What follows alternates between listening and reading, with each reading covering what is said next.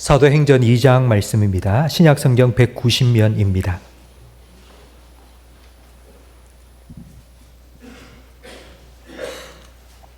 사도행전 2장 37절부터 42절까지 말씀을 저와 성도님들 한 절씩 번갈아가며 읽겠습니다.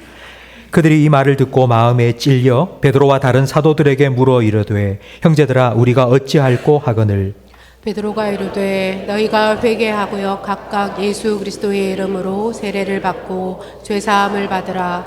그리하면 성령의 선물을 받으리니 이 약속은 너희와 너희 자녀와 모든 먼데 사람 곧 주 우리 하나님이 얼마든지 부르시는 자들에게 하신 것이라 하고, 또 여름말로 확정하며 권하여 이르되 너희가 이 패역한 세대에서 구원을 받으라 하니 그 말을 받은 사람들은 세례를 받음에 이날에 신도의 수가 3,000이나 더하더라.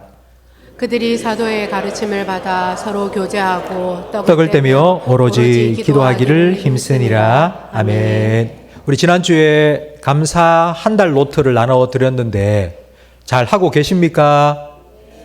네, 5분이 예라고 대답합니다. 목사의 가정이 늘 은혜로워야 되겠지만 특별히 지난 한 주간은 더 은혜로웠습니다.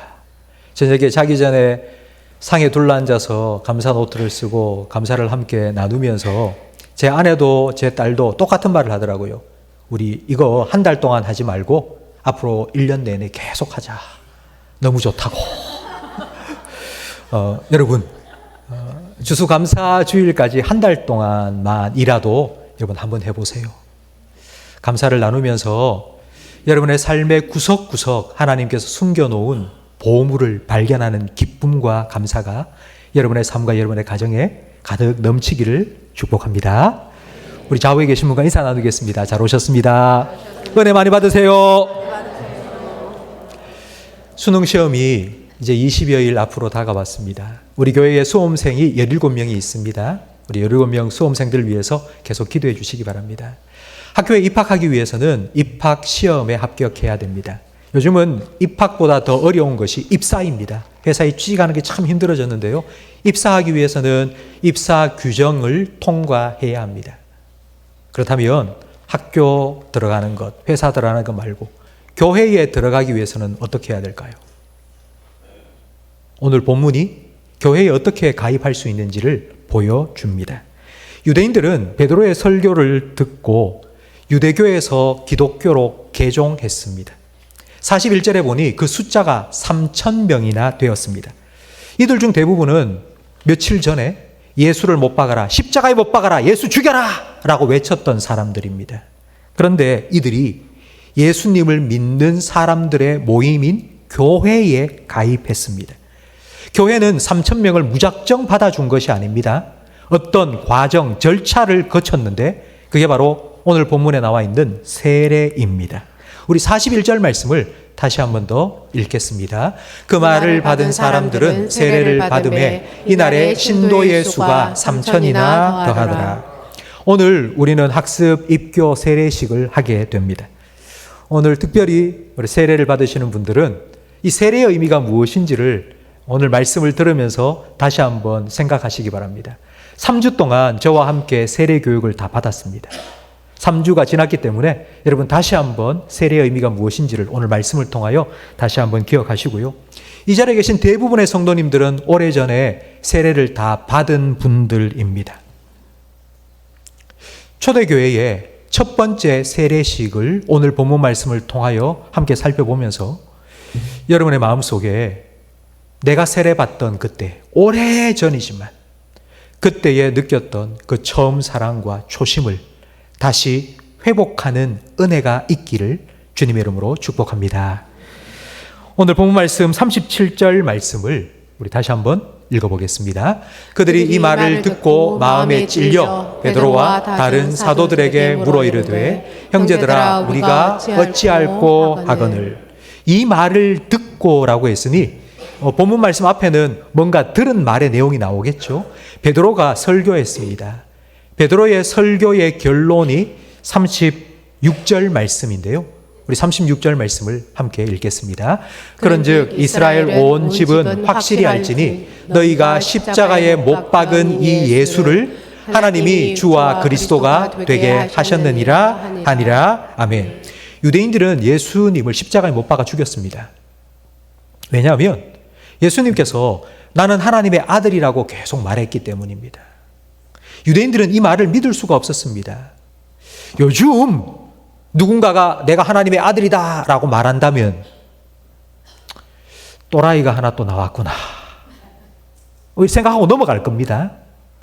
그러나 2000년 전 유대 사회에서는 이런 말을 용납할 수 없습니다. 왜냐하면 유대인들은 오직 하나님은 딱 한 분밖에 없다고 믿었기 때문입니다. 유일신 신앙을 가지고 있었던 사람들이기 때문입니다.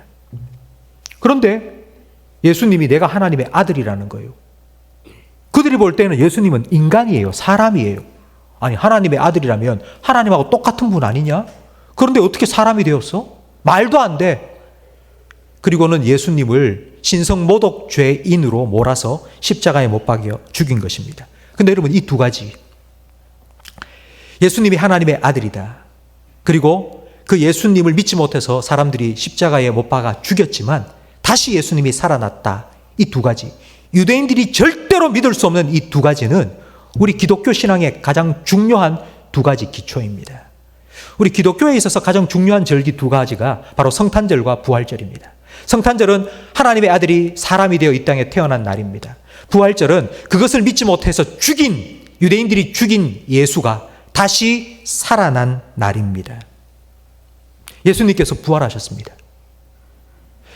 유대인들이 종교 사기꾼으로 몰아 죽인 예수를 하나님께서 죽음에서 다시 살려내신 겁니다. 그렇다면 왜 하나님께서는 종교 사기꾼, 신성모독죄를 저지른 예수를 죽음에서 살려내셨을까요? 하나님께서 다시 예수를 살렸다면 진짜 예수가 하나님의 아들이 아닐까라고 생각하게 된 것입니다. 하나님께서는 유대인들이 죽인 예수를 부활시킴으로 예수님이 진짜 하나님의 아들이라는 사실을 증명해 주셨습니다. 이게 금방 함께 읽은 사도행전 2장 36절에 나오는 베드로의 설교의 결론입니다.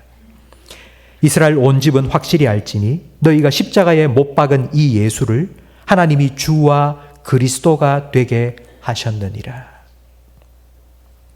유대인들은 이 설교를 듣고 마음에 찔렸습니다. 우리가 죽인 예수가 하나님의 아들이구나.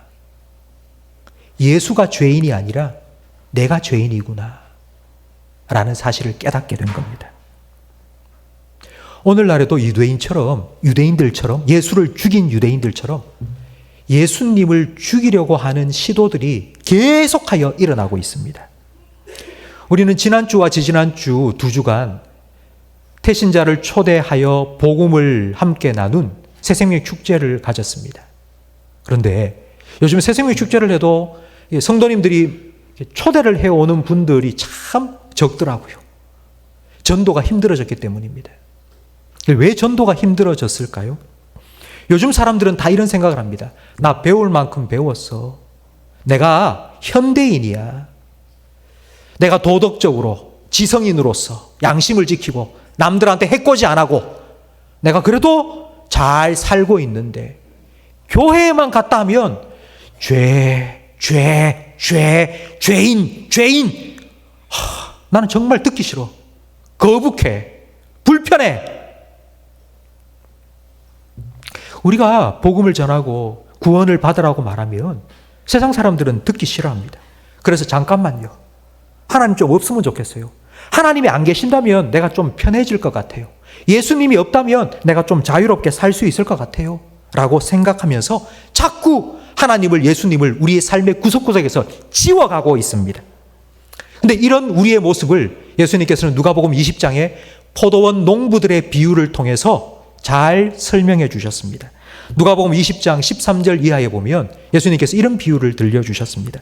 포도원 주인이 이르되 어찌할까? 내 사랑하는 아들을 보내리니 그들이 혹 그는 존대하리라 하였더니 농부들이 그를 보고 서로 의논하여 이르되 저는 상속자니 죽이고 그 유산을 우리의 것으로 만들자 하고 포도원 밖에 내쫓아 죽였느니라. 그런즉 포도원 주인이 이 사람들을 어떻게 하겠느냐?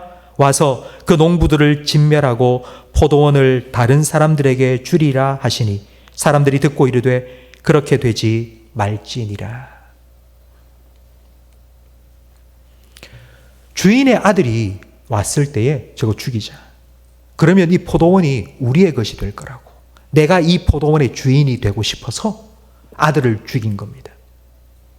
바로 이 포도원 주인의 아들을 죽인 농부들이 유대인들이고 우리들입니다. 이것을 깨닫는 사람들의 마음이 깊이 찔렸습니다. 여러분, 뭔가가 여러분을 콕 찌르면 아! 이렇게 반응이 나오죠?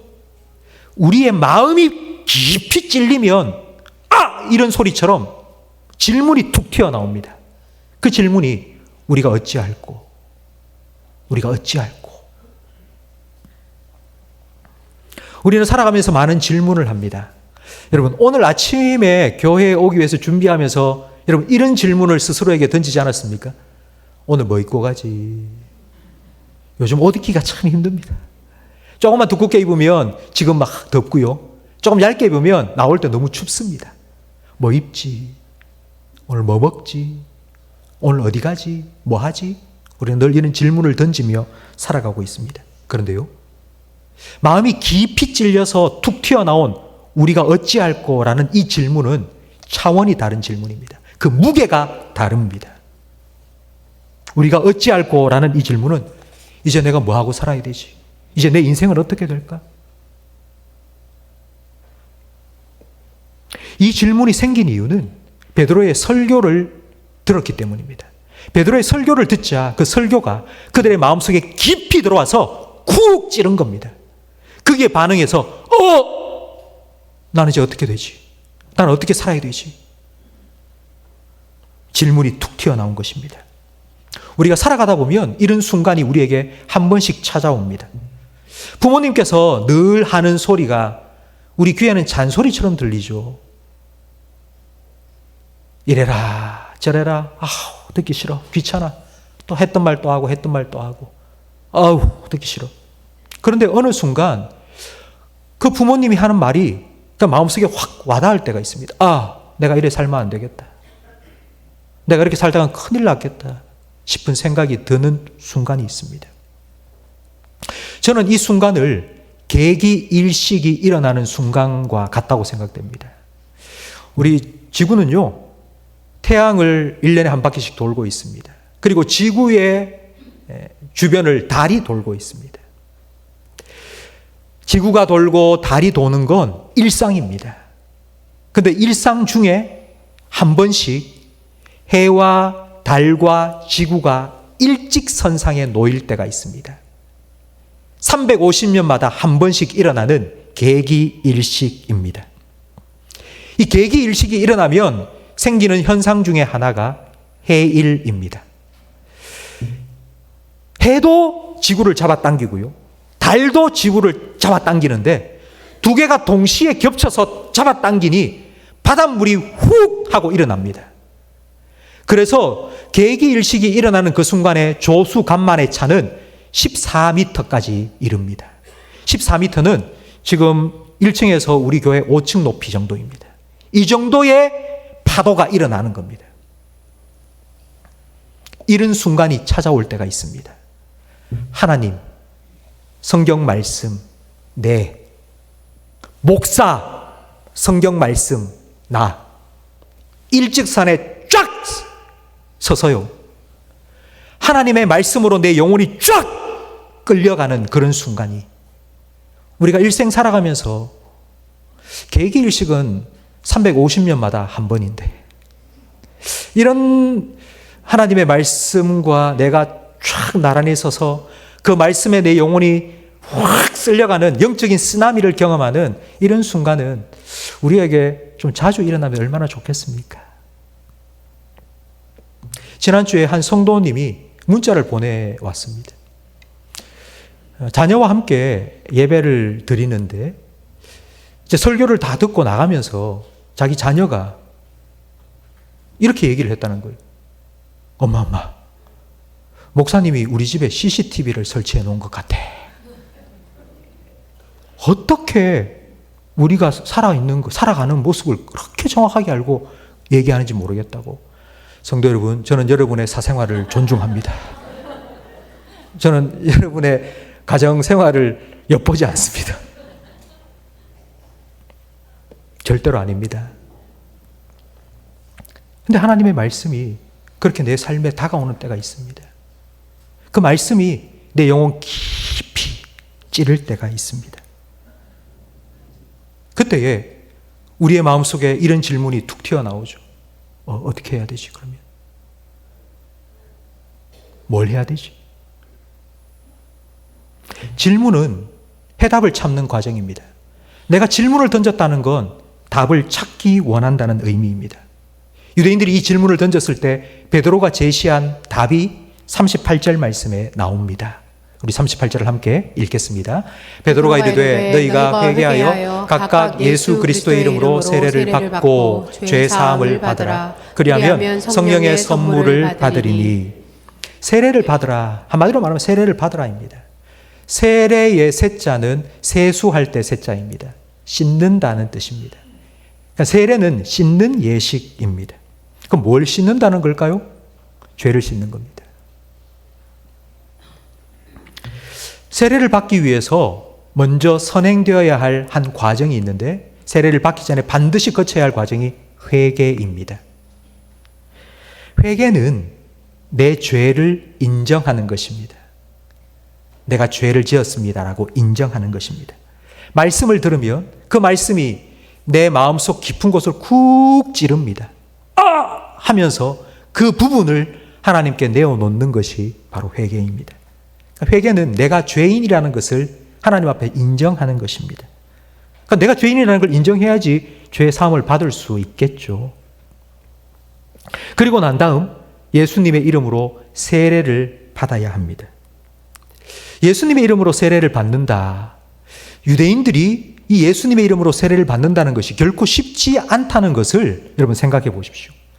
얼마 전까지만 해도 예수를 죽여라, 예수를 못 박아라, 예수는 신성모독 죄인이다, 예수를 죽여라 외쳤던 그들이 그 예수 이름 앞에 무릎을 꿇고 그 예수의 이름으로 세례를 받는다? 이건 쉬운 일이 아닙니다. 그들의 생각과 가치관이 천지개벽이 일어나야지만이 가능한 일입니다. 십자가에 못 박아 죽인 그 예수가 나의 구원자입니다. 예수님, 내 죄를 용서해 주십시오. 나를 살려주십시오. 이제 예수님이 내 삶의 주인이 되어 주십시오. 라고 자기의 삶을 주님께 드리는 것이 바로 세례입니다. 뿐만 아니라 2000년 전에 이 예수의 이름으로 세례를 받는다는 것은 위험한 일이기도 했습니다. 왜냐하면 그 당시 유대 당국은 예수님을 이단으로 규정했기 때문입니다. 그래서 예수를 믿는다, 예수 믿고 세례를 받았다, 그러면 사회적인 왕따가 됩니다. 불이익을 당해야만 했습니다. 심지어는 죽임 당하기도 했습니다.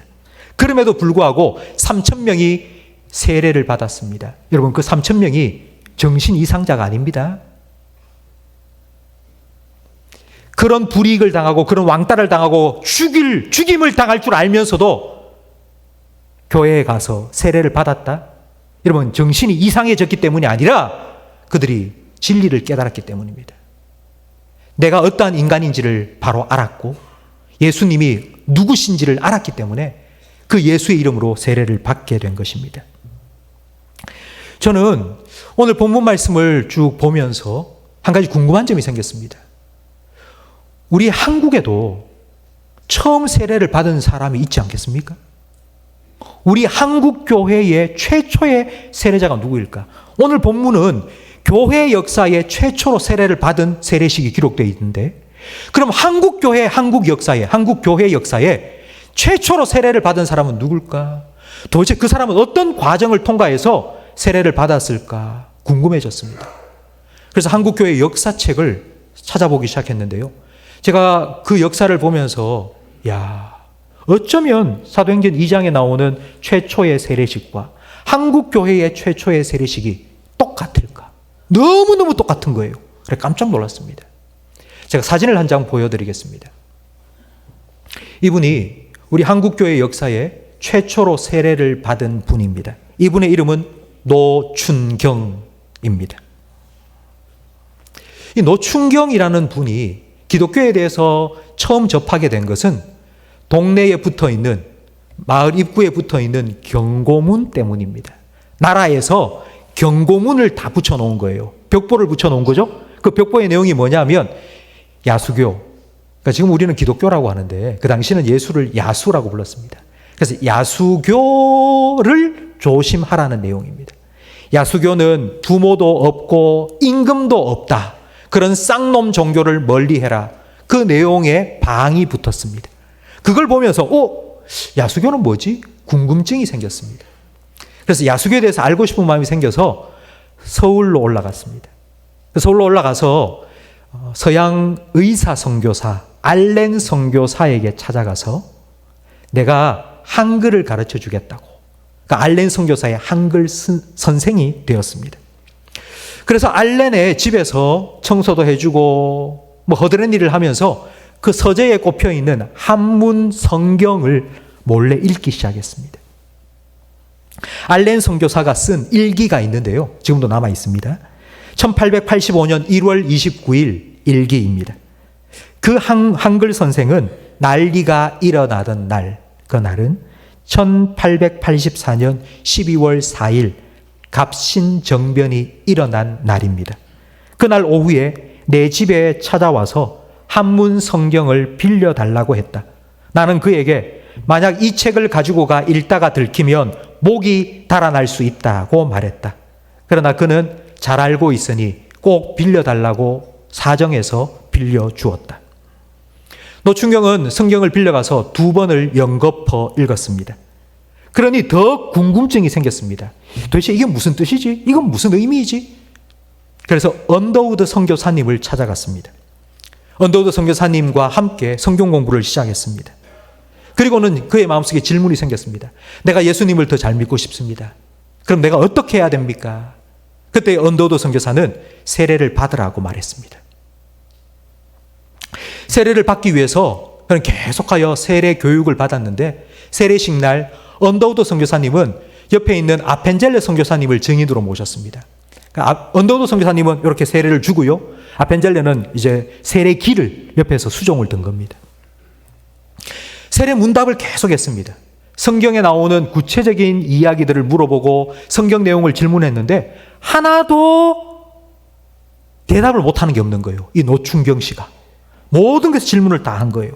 그리고 마지막으로 언더우드 선교사님이 이렇게 말했습니다. 지금 이 조선 땅에서 세례를 주는 건 매우 위험한 일입니다. 왜냐하면 국법을 거스르는 일이기 때문입니다.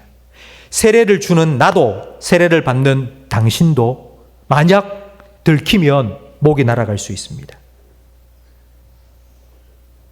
만약 이런 이유 때문에 당신이 예수를 믿겠다고 했다가 나중에 그걸 돌이킨다면 지금 세례를 받지 마시고 그냥 돌아가세요. 괜찮습니다. 그때 노춘경은 이렇게 대답했습니다.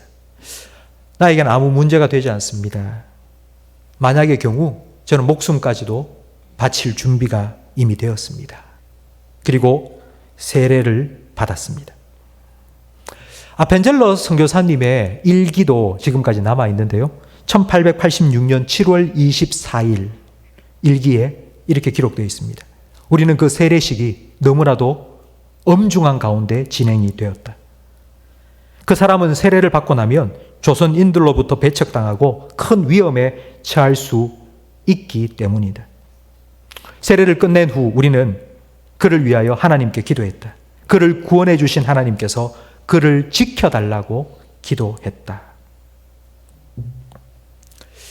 우리를 믿음으로 부르신 하나님께서는 우리의 믿음을 끝까지 지킬 수 있도록 우리를 지켜주실 겁니다. 성도 여러분, 우리는 이 하나님을 믿는 겁니다. 하나님께서 우리에게 믿음을 주셔서 하나님의 자녀가 될 수 있도록 세례를 받게 하셨다면 하나님께서는 하나님 자녀로 삼은 우리를 영원히 끝까지 놓지 아니하시고 지켜주시고 우리를 인도해 주실 것입니다. 이것이 우리의 믿음입니다. 사도행전 2장 38절 말씀을 다시 한번 읽겠습니다.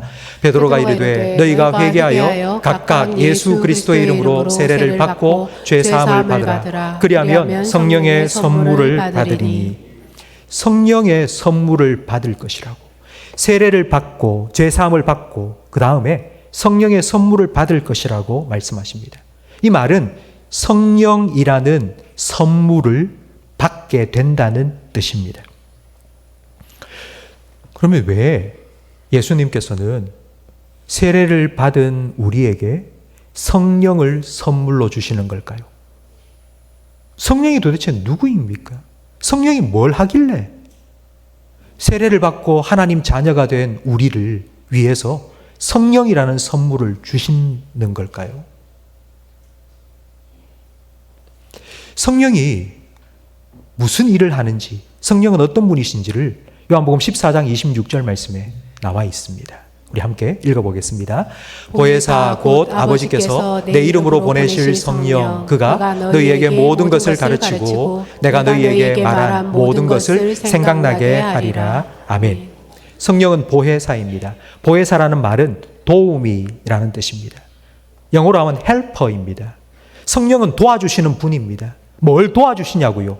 예수님께서 우리에게 말씀해 주신 이 성경 말씀을 기억나게 해주시고 생각나게 해주시고 가르쳐 주신다고요. 우리가 살아가면서 삶의 매 순간순간 필요한 말씀을 생각나게 해주시고 그때그때마다 그 말씀을 가르쳐 주시는 분이 성령님이십니다.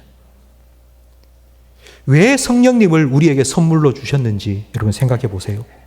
세례를 받을 때에 베드로의 설교를 들은 그들이 마음이 꽉 찔렸습니다. 어찌할꼬 하고 세례를 받았습니다. 근데 이게 처음 한 번으로 끝나면 안 된다고요.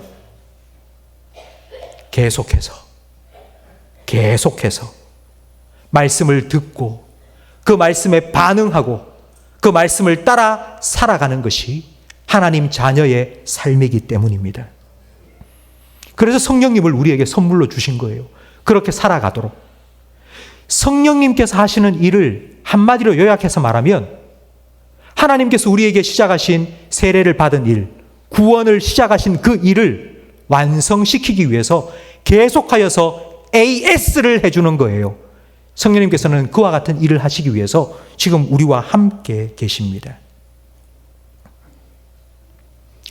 성령님께서는 우리가 함께 모여 말씀을 들을 때에, 우리가 함께 모여서 하나님의 말씀을 공부하고 함께 말씀의 은혜를 나눌 때에 우리 가운데 그 말씀을 깨닫게 해주시고 그 말씀대로 살아갈 수 있도록 우리를 도와주십니다.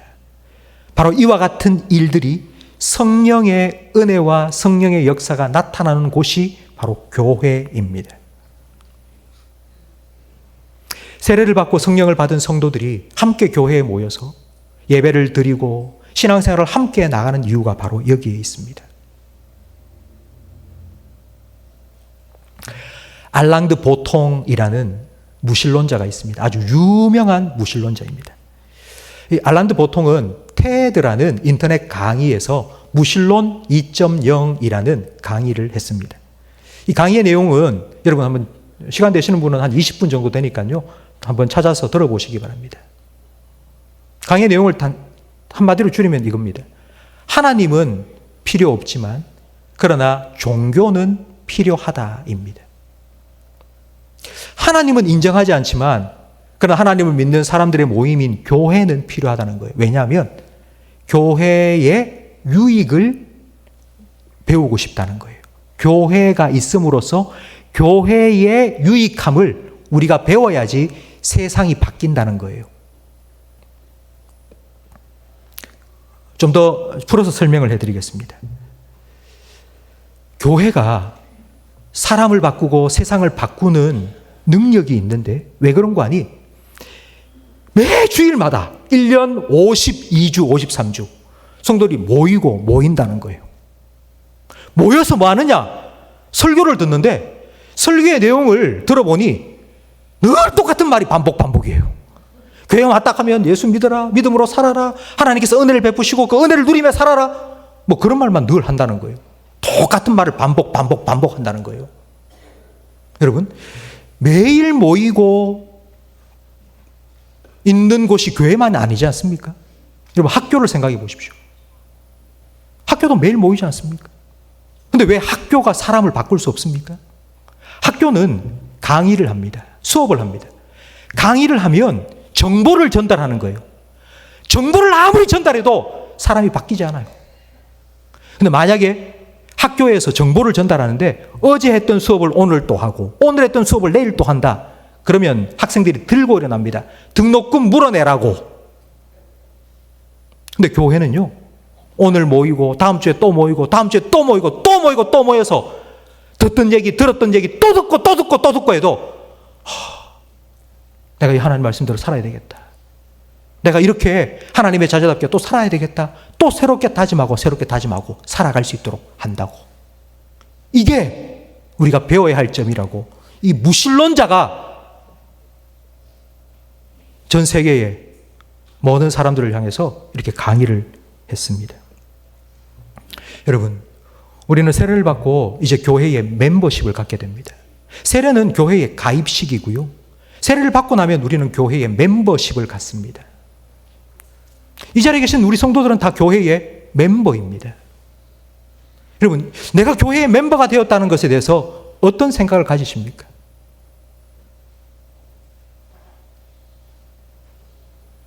하나님께서 우리에게 시작하신 이 구원을 하나님께서 완성하시기 위해서 나 혼자 신앙생활 할 수 없음을 너무나도 잘 아시기 때문에 교회로 함께 불러서 함께 예배드리고 말씀 듣고 함께 신앙생활을 할 수 있도록 공동체를 우리에게 허락하여 주신 거예요.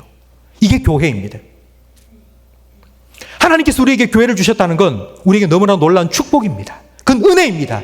그건 특권이고요. 우리가 교회의 멤버십을 가졌다는 건 그건 특권입니다.